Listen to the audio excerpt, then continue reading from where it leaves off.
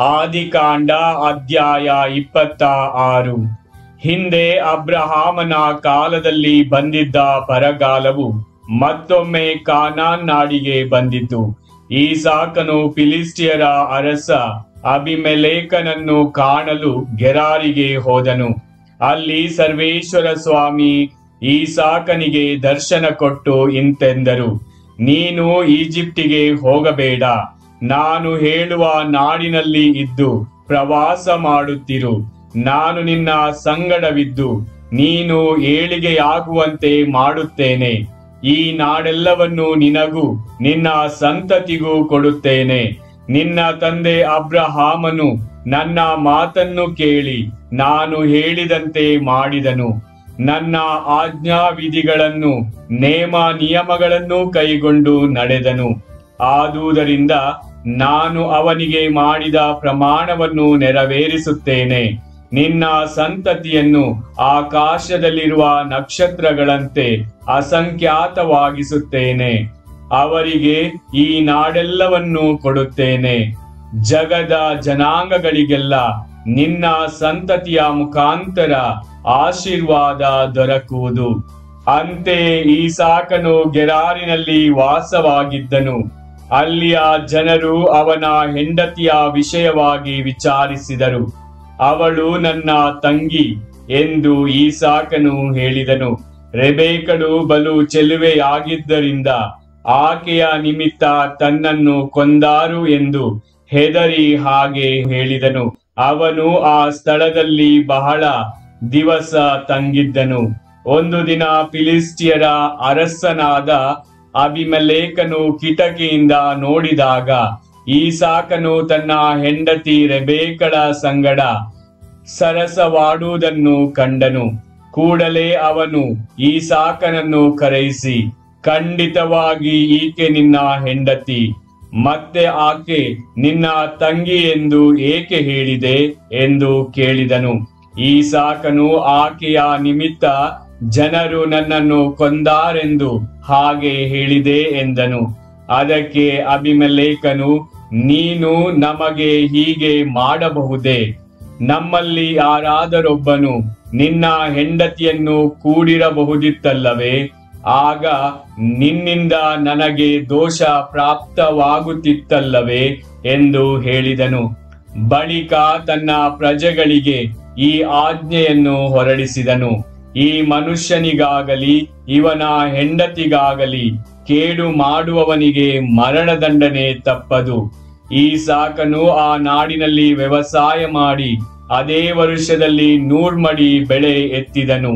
ಸರ್ವೇಶ್ವರ ಸ್ವಾಮಿಯ ಆಶೀರ್ವಾದ ಅವನ ಮೇಲಿತ್ತು. ಅವನು ದಿನದಿಂದ ದಿನಕ್ಕೆ ಹೆಚ್ಚು ಆಸ್ತಿವಂತನಾಗಿ ದೊಡ್ಡ ಧನವಂತನಾದನು. ಅವನಿಗೆ ದನ ಕುರಿಗಳು ಆಳು ಕಾಳುಗಳು ಹೇರಳವಾಗಿದ್ದುದನ್ನು ನೋಡಿ ಫಿಲಿಸ್ಟಿಯರು ಹೊಟ್ಟೆ ಕಿಚ್ಚು ಪಟ್ಟರು. ಅವನ ತಂದೆ ಅಬ್ರಹಾಮನ ಕಾಲದಲ್ಲೇ ತೋಡಲಾಗಿದ್ದ ಬಾವಿಯನ್ನು ಮಣ್ಣು ಹಾಕಿ ಮುಚ್ಚಿಬಿಟ್ಟರು. ಹೀಗಿರಲಾಗಿ ಅಬಿಮೆಲೇಕನು ಈಸಾಕನಿಗೆ, ನೀನು ನಮಗಿಂತ ಅಧಿಕ ಬಲಿಷ್ಠನಾಗಿ ಬಿಟ್ಟೆ, ಆದುದರಿಂದ ನಮ್ಮನ್ನು ಬಿಟ್ಟು ಹೊರಟು ಹೋಗಬೇಕು ಎಂದು ಹೇಳಿದನು. ಅಂತೆಯೇ ಈಸಾಕನು ಅಲ್ಲಿಂದ ಹೊರಟು ಗೆರಾರ್ ತಗ್ಗಿನ ಬಯಲಿನಲ್ಲಿ ಗುಡಾರ ಹಾಕಿಕೊಂಡು ವಾಸ ಮಾಡಿದನು. ಅಬ್ರಹಾಮನು ತೋಡಿಸಿದ್ದ ಬಾವಿಗಳನ್ನು ಅವನು ಸತ್ತ ಮೇಲೆ ಫಿಲಿಸ್ಟಿಯರು ಮುಚ್ಚಿ ಹಾಕಿದ್ದರಿಂದ ಈಸಾಕನು ಅವುಗಳನ್ನು ಮರಳಿ ತೆಗೆಸಿ ತಂದೆ ಇಟ್ಟಿದ್ದ ಹೆಸರುಗಳನ್ನೇ ಇಟ್ಟನು. ಈಸಾಕನ ಕೆಲಸಗಾರರು ಆ ತಗ್ಗಿನಲ್ಲಿ ಅಗೆಯುತ್ತಿದ್ದಾಗ ಅವರಿಗೆ ಸೆಲೆ ನೀರಿನ ಬಾವಿಯೊಂದು ಸಿಕ್ಕಿತು. ಗೆರಾರಿನ ದನ ಕಾಯುವವರು ಬಂದು ಆ ನೀರು ತಮ್ಮದು ಎಂದು ಹೇಳಿ ಈಸಾಕನ ದನ ಕಾಯುವವರ ಸಂಗಡ ಜಗಳವಾಡಿದರು. ಆದುದರಿಂದ ಈಸಾಕನು ಆ ಬಾವಿಗೆ ಏಸೆಕ್ ಎಂದು ಹೆಸರಿಟ್ಟರು. ತರುವಾಯ ಅವನ ಜನರು ಬೇರೊಂದು ಬಾವಿಯನ್ನು ತೋಡಿದರು. ಆ ನಾಡಿಗರು ಅದಕ್ಕಾಗಿಯೂ ಜಗಳವಾಡಿದ್ದರಿಂದ ಅದಕ್ಕೆ ಸಿಟ್ನಾ ಎಂದು ಹೆಸರಿಟ್ಟನು. ಅವನು ಅಲ್ಲಿಂದ ಮುಂದಕ್ಕೆ ತೆರಳಿ ಮತ್ತೊಂದು ಬಾವಿಯನ್ನು ಅಗೆಸಿದನು. ಅದರ ಬಗ್ಗೆ ಯಾರೂ ಜಗಳಕ್ಕೆ ಬರಲಿಲ್ಲ. ಈ ಕಾರಣ ಅವನು, ಸರ್ವೇಶ್ವರ ನಮಗೀಗ ಸ್ಥಳಾವಕಾಶ ಮಾಡಿಕೊಟ್ಟಿದ್ದಾರೆ, ನಾವು ಅಭಿವೃದ್ಧಿಯಾಗುತ್ತೇವೆ ಎಂದು ಹೇಳಿ ಆ ಬಾವಿಗೆ ರೆಹೋಬೋತ್ ಎಂದು ಹೆಸರಿಟ್ಟನು. ಈಸಾಕನು ಅಲ್ಲಿಂದ ಹೊರಟು ಬೆರ್ಷೆಬಕ್ಕೆ ಬಂದನು. ಆ ರಾತ್ರಿ ಸರ್ವೇಶ್ವರ ಅವನಿಗೆ ದರ್ಶನವಿತ್ತು. ನಿನ್ನ ತಂದೆ ಅಬ್ರಹಾಮನ ದೇವರು ನಾನೇ, ಅಂಜಬೇಡ, ನಿನ್ನ ಸಂಗಡ ನಾನಿರುವೆ.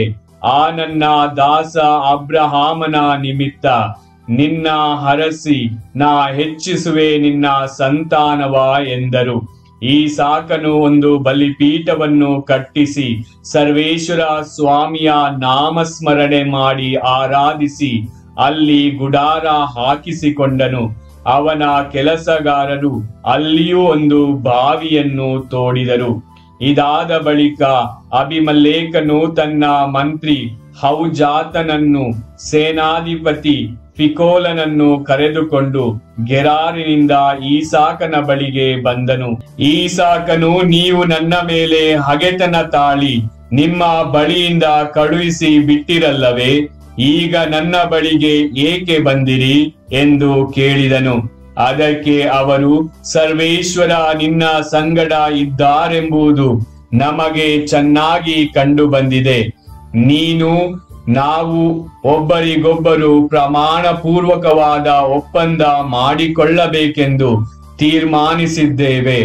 ನಾವು ನಿನಗೆ ಯಾವ ಕೇಡನ್ನೂ ಮಾಡದೆ ಒಳ್ಳೆಯದನ್ನೇ ಮಾಡಿ ಸಮಾಧಾನದಿಂದ ಕಳುಹಿಸಿ ಕೊಟ್ಟಿಲ್ಲವೇ? ಅದರಂತೆಯೇ ಸರ್ವೇಶ್ವರ ಸ್ವಾಮಿಯಿಂದ ಆಶೀರ್ವಾದ ಪಡೆದ ನೀನು ನಮಗೆ ಕೇಡು ಮಾಡುವುದಿಲ್ಲವೆಂದು ಪ್ರಮಾಣ ಮಾಡಬೇಕು ಎಂದು ಹೇಳಿದರು. ಆಗ ಈಸಾಕನು ಅವರಿಗೆ ಔತಣವನ್ನು ಏರ್ಪಡಿಸಿದನು. ಅವರೆಲ್ಲರೂ ತಿಂದು ಕುಡಿದರು. ಬೆಳಗ್ಗೆ ಎದ್ದು ಒಬ್ಬರಿಗೊಬ್ಬರು ಪ್ರಮಾಣ ಮಾಡಿಕೊಂಡರು. ಈಸಾಕನು ಅವರನ್ನು ಬೀಳ್ಕೊಡಲು ಅವರು ಸಮಾಧಾನದಿಂದ ಹೊರಟು ಹೋದರು. ಅದೇ ದಿನ ಈಸಾಕನ ಕೆಲಸಗಾರರು ತಾವು ತೋಡಿದ್ದ ಬಾವಿಯ ಸಮಾಚಾರದೊಂದಿಗೆ ಬಂದು ನಮಗೆ ನೀರು ಸಿಕ್ಕಿತು ಎಂದು ವರದಿ ಮಾಡಿದರು. ಈಸಾಕನು ಆ ಬಾವಿಗೆ ಶೇಬಾ ಎಂದು ಹೆಸರಿಟ್ಟನು. ಈ ಕಾರಣ ಅಲ್ಲಿರುವ ಊರಿಗೆ ಬೆರ್ಷೆಬಾ ಎಂದು ಹೆಸರಾಯಿತು. ಏಸಾವನು 40 ವರ್ಷದವನಾದಾಗ ಹಿತ್ತಿಯನಾದ ಬೆರಿಯನ ಮಗಳು ಯಹುದೀತಳನ್ನು ಮತ್ತು ಹಿತ್ತಿಯನಾದ ಎಲೋನನ ಮಗಳು ಬಾಸೆಮಾತಳನ್ನು ಮದುವೆ ಮಾಡಿಕೊಂಡನು. ಈ ಪತ್ನಿಗಳ ನಿಮಿತ್ತ ಈಸಾಕನು ಮತ್ತು ರೆಬೇಕಳು ದುಃಖ ಪಡಬೇಕಾಯಿತು.